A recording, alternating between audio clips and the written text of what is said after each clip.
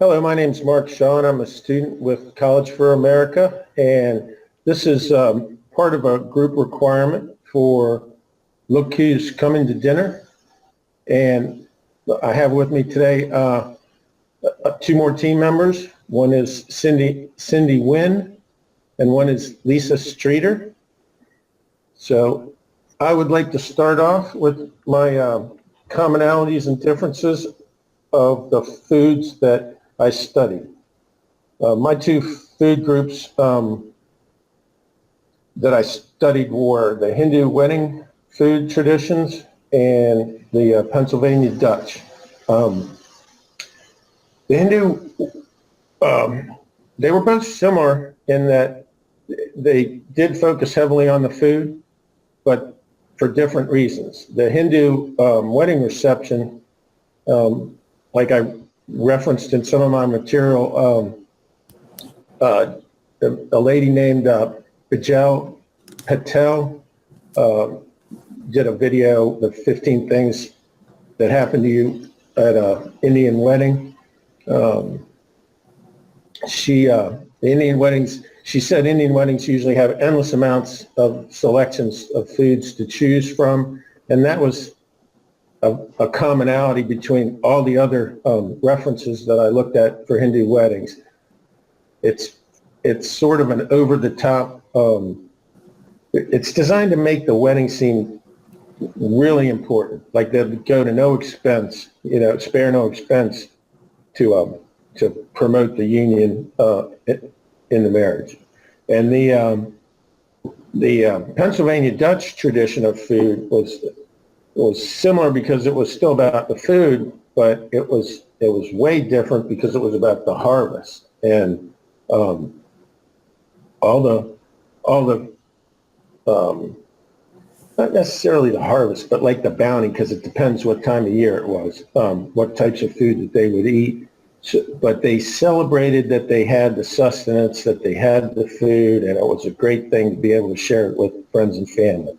So it was more literally about the food than the presentation of the food. In my food waste study that I did, the actual study, I looked at, we have a football thing going on all the time. It's clearly a subculture, and friends and family come over to each other's house. It's staged at different houses at different times, but it was at my house on this time, and I tried to look at it from within, like anthropologically, and ask questions, and it was pretty interesting. I wouldn't have looked at things in certain light if I hadn't been doing the project. I would have just taken some of the things as jokes and lightheartedness and moved on. One of the things was the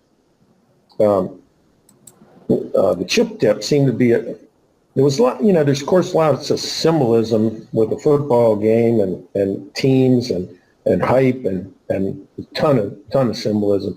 But the thing that struck me the most was the chip dip seemed like almost like a spiritual, mystical thing. When the Skins would score, they must have scored because he ate chip dip. So everybody had to eat chip dip, and we had little ones around. We had a couple 4-year-olds, and they took that from the elders just like gospel, I think. So I could kind of understand how these traditions can be born in food rituals through the ages. So that was interesting. Does anybody have any questions? I have a couple questions for you, Mark. If a Hindu family can't afford an extravagant wedding, what do they do? Do they just scale it down to what do they do? I think they do. The friends and family will help behind the scenes. They just try to put on the biggest show that they can. I did also see where the groom side of the family, actually it switches from the bride side of the family to the groom side of the family in different regions sometimes, because The Hindu tradition, Hindu's a huge culture, of course, and it's very regional. So that does change. But something that I researched did say that if they do the best they can, basically, and they can be helped, and it can, if the groom's real well-to-do, the reception food can switch to the groom, So it's just about the importance of the union. So. Okay, great, thank you. Okay, Mark, I have a question for you. Sure. You mentioned that the Hindus' use of rice was to bond with family, and the way the Japanese cultivated the rice, because Cindy did the Japanese part, was to have the family work together so that they could bond. Do you think these two cultures are similar with traditions or rituals? There are some similarities probably in almost all cultures, but I think the rice was, in the Hindu tradition, the rice was about sustenance, and it was a ritualistic thing that they actually sprinkled at the wedding ceremony in hopes of the bride and groom being, having a bounty, having plentiful food, and being okay, being able to have enough food to sustain themselves throughout the years. So it was a little different. The Pennsylvania Dutch. Well, you didn't reference Pennsylvania Dutch. I'm sorry. Did you reference the Asian? The Japanese rice. The Japanese rice. I found there was a little bit of similarities between the both myself. Yeah, I agree. I mean, to some extent, I think we can find the commonalities. In that respect, they would both be bringing family together. So that's an important thing. Yes, exactly. Anything else? Nope. Cindy, did you have another one? Or? I did, but you didn't actually talk about it in your presentation, but I just read it on your menu. Oh, that's fine. You talked about Snapple in the Scrapple. Scrapple. That's what it was. Scrapple. Wow. What is Scrapple? Scrapple's really good, but it's what? When you render a pig, it's like all the spare stuff. They boil it down, and it makes this stuff called pudding. They call it. It's doesn't sound. A lot of people can't eat that, but it's kind of it ends up being kind of a greasy substance, and if you pour it on cornmeal, they pour it on cornmeal in big pans. And it sets. It's fatty. Pork is really fatty. So it sets in the cornmeal, and then they cut it up, and you fry it. And it's probably not really good for you, but it does taste good. I have to say, it does taste good. I still eat scrapple. So. Okay. Thanks. Anything else? Any other questions, Lisa? I believe I did have one more for you. You mentioned that you were eating food and watching football in your field log. Do you find that similar to having a tailgating party in a parking lot? Oh, absolutely. Absolutely. I think that's the same subculture. I think, the football, and not only football, the sports, people that watch sports on TV, people that follow sports is certainly a subculture within our culture. Not everybody is into that, but the people that are into it really are, a lot of them are really over the top with it, So I definitely would see similarity in that too. Almost, it's the same thing, really. So, I mean, other than, I guess the tailgating you'd have other people involved because those parking lots are big. So right. I don't know if that's just a friends and family thing, but it's very similar. Right. Hey, my name is Lisa Streeter. I'm a student with CFA here at College for America. My my food cultures, or my foods that I studied, were potlatchkey and tailgating. Tailgating, the commonalities between those two, I found that it was all about being at an event with food, with people surrounded like family and friends. What I found about tailgating is that the tailgating, that can happen anywhere. That can happen in your home. That can happen in a parking lot. That could happen anywhere. You're out at the movies. You can have a tailgating party there. It's like anywhere, a park, wherever. So it's pretty much how it's an all-time American tradition.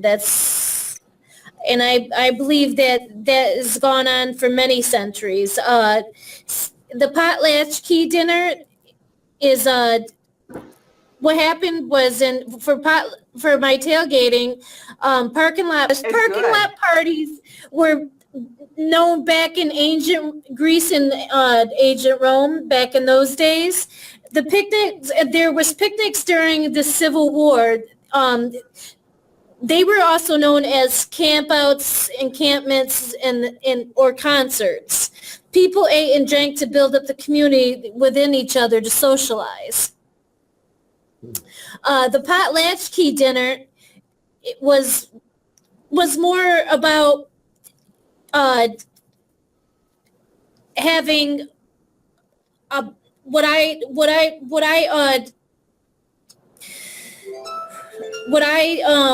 my potlatchkey dinner involved soup. It was called the Three Sisters soup. That involved beans, corn, and squash. On a winter's day, if you ate some of that and came in from the cold, that would warm your heart and soul. Well, there was according to Diana Ernie, she wrote in the Organic Gardening November issue, of 1996. She wrote this she wrote Long Live the Three Sisters. It was a piece in this magazine. What it was is these plants were sacred, and there was an old Indian legend of a woman named Sky Woman. She had 3 daughters. One was corn, one was squash, and then the other one was beans. So they lived together, and what happened was one of the daughters had fell into the base of the sea. So when they had fell into the base of the sea, everyone had formed together, and that's how the Three Sister soup was made. Okay, the Three Sister bean soup. My field log was about going to a Jamaican food festival in New York City, in Brooklyn, New York. I try to go there every year with a couple of friends of mine. And it happens right around this time in October. What happens is that there's all kinds of vendors out in the streets, or out in the street, I'm going to say. It's a whole great big block party. Like Brooklyn's nothing but a big old block party. There's calypso, soca, Jamaican music playing in the background. You have reggae singers on floats going by singing their songs while you're eating the delicious food, walking around. You're also noticing people of different cultures being there, enjoying themselves and admiring the people from the different cultures that are associated with this Jamaican festival. They're in different style of garments, colorful garments. Anybody have any questions? You talked a little bit about the food for the Jamaica Festival. Uh-huh. And I'm sure you tried all of, or a lot of it, but Oh, yes. what unusual food did you try, and what did you like about it the most? Or which one did you like the most, I should say? Um, I had curry goat, Oh my and God, it are was you and kidding? it and it was spicy. That's what I liked about it. Okay. Spice covered up the goat there. Yes, yes. I tried it for my first time. Yes, I tried it my first time. That's great. Very brave. Wow. Okay. Um, Yeah. Lisa, what would you what do you think you could have done differently to improve your field study? What I could have done differently to improve my field study is it's not the same year after year after year. I was just, in my field study, I was just memorizing from the last time that I went, which was a couple of years ago. So I'm sure over the years it has changed Mm-hmm. because I'm sure there's more stuff added into it, more festivities or whatever, Right. more celebration. What I could have done differently was go and attend this one this year Yeah. Okay. to remark on my experience with it this year. Yeah. Okay. That's great. Sounds like it was a fun experience then. Oh, yes, definitely. Yep. Okay. Should I go ahead and Any go? other questions? I'm sorry, any other questions, guys? Do you have No. anything else, Cindy? Nope, I'm good. Anything else? Okay. I'm And good. next is Cindy Wynn. Okay, thanks. Um, Yeah. my research took place, I did culturally significant foods, Hawaiian poi and Japanese rice, as well as attending a bridal shower for my field study. Let's go ahead and start with the Hawaiian poi. Poi is made from the root of the taro plant and is a brownish, purplish kind of color, which really doesn't look very appetizing to me anyway, but I'm sure it's kind of tasty. It's believed that the Polynesians brought the taro plant to the Hawaiian Islands when they settled in the islands. And it was, according to Sandy Hausman, poi was the main starchy food source for the Hawaiians. And it the sugarcane farmers came in and started planting sugarcane over the poi plants, and there ended up being a shortage in 1920 for the taro root plants. But there is a high school in Oahu, along with the University of Hawaii's Cooperative Extension School, that really believe that that tradition needs to come back into the Hawaiian Islands. And so they are starting to show people how to grow taro root and how to traditionally make poi. And so in them doing this, it's not only going to make the community healthier because poi is a very healthy food source, but it's also going to make them a little bit more self-sufficient in their food because then they don't have to export so much from the America mainland.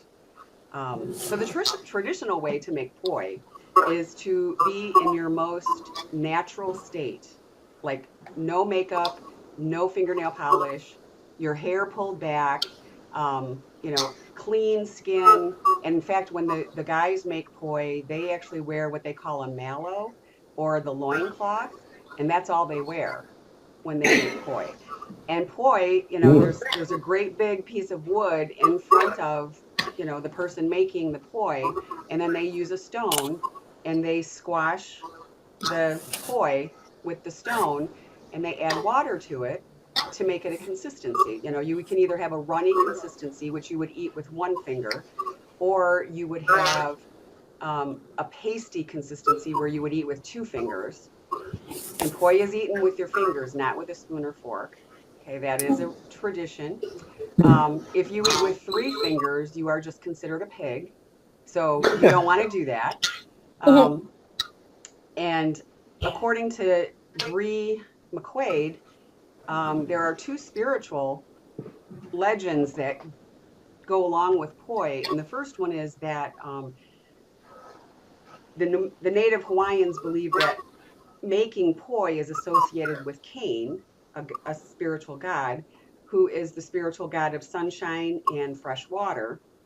But probably the most known legend about poi is that it is actually the stillborn child of Father Heaven and daughter of Mother Earth, or Earth Mother. And what happened was is they buried the baby outside their house, and in the following morning the taro plant had sprouted out of the ground. And so they named that sprout Halo after their, or, for their son or daughter. I'm not sure if it's a girl or a boy. Um, and Halo means little or long trembling stem.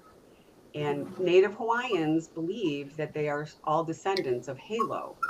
And they believe this so much that as you're eating poi, you are not allowed to argue at all. So it was very interesting on that. The next one that I researched was Japanese rice. And Linda Wooten wrote in her article, Rice, It's More Than Food in Japan, that some people believe that the cultivation of the rice is what actually brought the Japanese together and to have them live in harmony and to bond. Because they have to work so closely together to harvest the rice and to grow the rice and to nurture the rice. And their houses are all close together. They all share the same water supply, and they all man and nurture and, all the same rice fields. So, they really have to come together as a close community. Most rice, well, rice is pretty much their staple food. It's eaten, you know, at least once a day, if not 3 or 4 times a day. And the Japanese make the rice in a Japanese or in a rice cooker, and they do that because the rice cooker is going to make it light and fluffy the way they like it, but it also makes it sticky so that it sticks to the chopsticks when they're eating it. At one point in time, rice was used as a form of money. The people would swap rice for goods and services from other organizations, other companies. And it was so important that the actual Japanese emperor would actually go out in the fields and help cultivate the rice and help make items like sake and rice cakes, from the rice. That's how important rice was back in, a long time ago. Um, the Japanese believe in not wasting rice or anything for that matter. Children and anybody from the outside are taught to eat every single grain on your plate because each grain holds or has 7 fortune gods in each grain. So if you leave one grain on your plate, you have just angered or upset a fortune god. So, but in reality, what it's really mostly about is respecting the people who grow the rice and the people who prepare the rice. So you eat all of your food to respect them. And then on to my field study, which was my niece's bridal shower. And it was interesting because, I went to this event to study it rather than to just sit back and enjoy it. And so I did a little research first on the internet to find out, where bridal showers came from and all that stuff. And according to World Bride magazine, bridal showers began in the 16th century in Holland. And it started when actually the father of a bride did not give up her dowry or was not going to give up her dowry because he believed that she was marrying beneath her social status. And the townsfolk found out this, and they decided to shower the bride with gifts to replace what her dowry would have actually done for them. And the father was so touched by this that he went ahead and approved the marriage, and I think she got her dowry.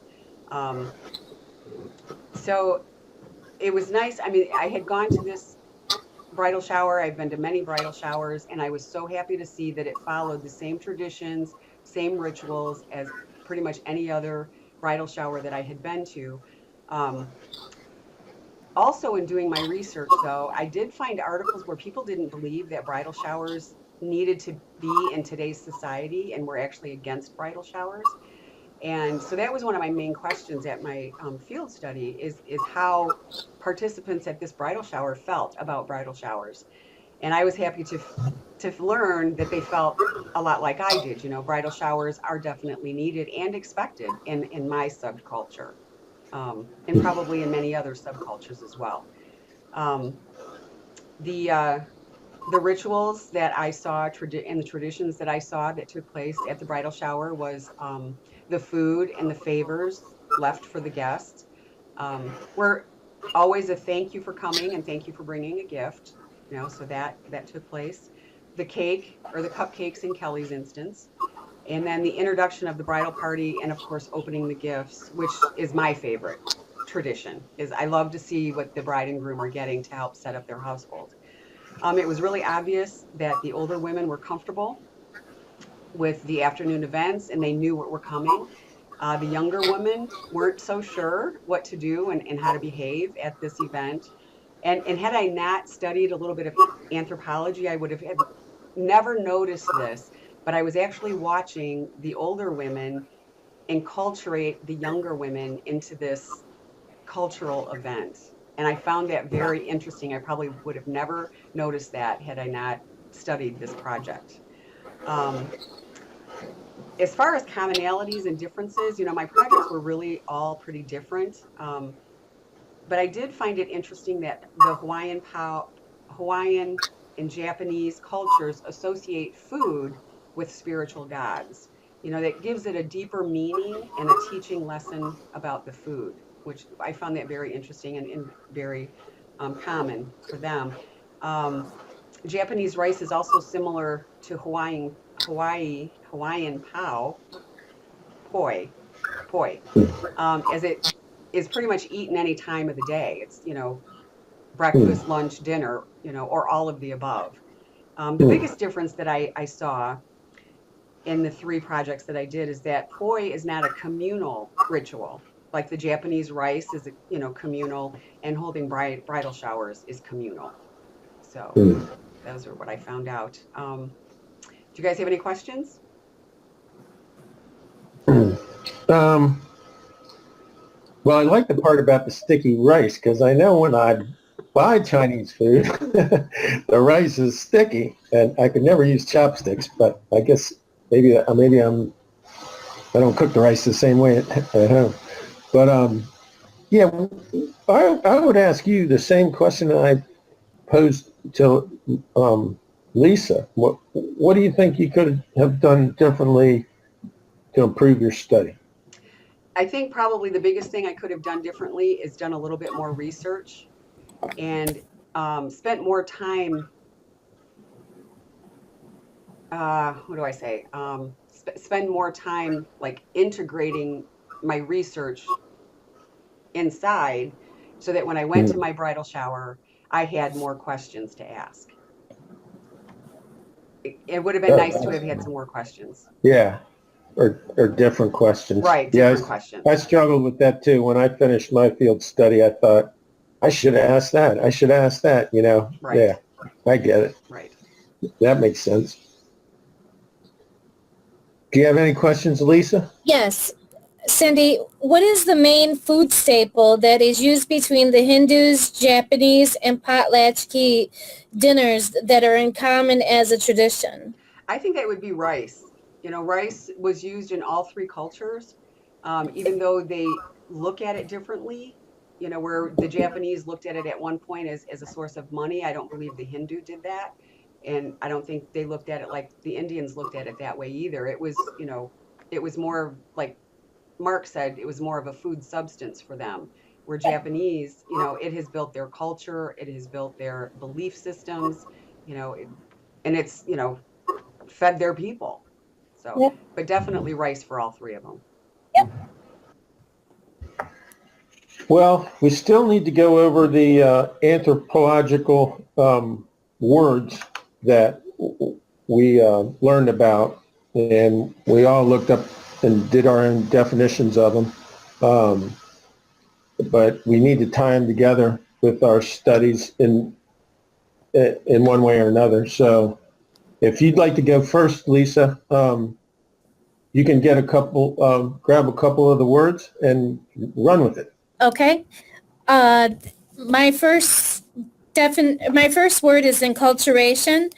Enculturation to me, being that we did all the foodways and all the menus and everything, what stood out to me was Mark's, or not Mark's, but I'm sorry, Cindy's Japanese menu and my field log. What I think they have in common is that they both enjoy festivities. The Japanese and the at the Jamaican festival I went to, they're both festivities, and there was garments that were very colorful. Mm. That they wore at these festivities. So you think the process of both of those being socialized together covers Is enculturation? Yeah. Is enculturation? Yeah, because Right. they have two things in common with each other: the festivities and the colorful garments, which Okay. represents the enculturation. Okay. Okay. You want to get another word? Yes, symbolism. We all have in our different food studies, we all had different symbols of that we had in our menus. Rice was a main symbol in all of them except for the tailgating one. Mm-hmm. Rice in one culture or in a couple cultures had in two food studies or three food studies rather, it came down to there were gods and there were spiritual beliefs, it seems like. Mm-hmm. Mm-hmm. Okay. Well, I'll go ahead and take a couple words. I think, were you done, Lisa? Yes, I'm done. I'm sorry. Okay, no problem at all. Ritual. I think to tie this in with our studies, the Hindu wedding was very ritualistic, and Cindy's field study was clearly a ritual, and there was a lot of symbolism within the ritual, which was evident. So they were, held for a specific reason. They've been going on for many, many years. Very traditional to the point of spiritual symbolism, ritualistic. So I thought those events covered that. And then the subculture, I would say, I'd have to go with the football tailgating and my field study on the football party, or I guess after Lisa's description could be tailgating too, because she said you could have it anywhere. But that's clearly a subculture within a culture. The as I mentioned before, the sports fans and their following, almost religiously following their teams and gathering at a certain place at a certain time. It also showed ritual and subculture. So I guess that covers those two. Cindy, you want to grab a couple? Sure, I'll go with anthocentrism. And I really think that falls in line with the Japanese culture. I got the impression when I was doing the research that, because of their no waste kind of thing and belief in life, that they kind of held themselves above other people that do waste, like Americans. Yeah. Because, Americans are very wasteful. Horribly. Japanese are not. And I think they kind of might look at us as being a little, I think they're a little en, ethnocentrism when it comes to the American culture of waste. Um, Mhm. and then I would, for cultural relativity, I mean, I personally, when I was doing my field study and doing my research, I really had a hard time with cultural relativity, which means keeping an open mind on what you're studying. And as mm, I was studying and doing the research and finding out that people were not real happy about bridal showers and didn't support bridal showers and thought they were ridiculous in today's society, I found myself getting kind of defensive and, kind of, oh, what's the word? I just thought that their beliefs and their thoughts were just kind of ridiculous, and mhm. I had to take myself out of the equation and take my beliefs out of the equation so that I could look at it objectively, you know, and put it all in relative studies, I guess. That would be anthropology. So Right. that's Yes. Right. that's outstanding. That's outstanding. We should sum up on that point. That's a good note. That really is what anthropology is about. I Yeah. think everybody did a good job. So um, CFA students hard at work signing out. Thanks.